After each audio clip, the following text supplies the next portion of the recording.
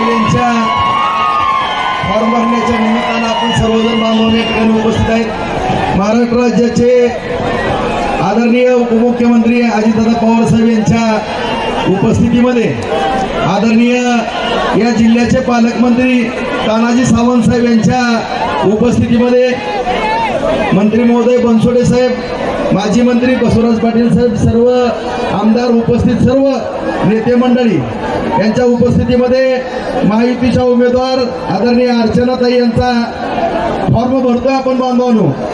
निश्चितपणाने या ठिकाणी उपस्थित हा जनसमुदाय पाहता आदरणीय दादा सावंत साहेब, तुम्ही जरा या ठिकाणी पुढाकार घ्यावा अशी आम्ही सगळ्यांच्या वतीनं आपल्याला विनंती करतो। आणि या ठिकाणी निश्चितपणानं आज सावंत साहेबांच्या उपस्थितीनं सर्वांचे चेहरे या ठिकाणी फुललेले आहेत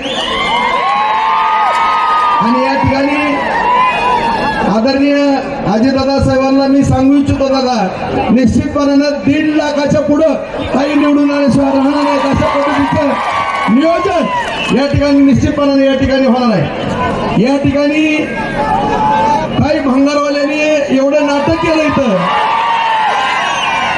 की आम्हाला सुद्धा त्यांची कीव यायला लागली।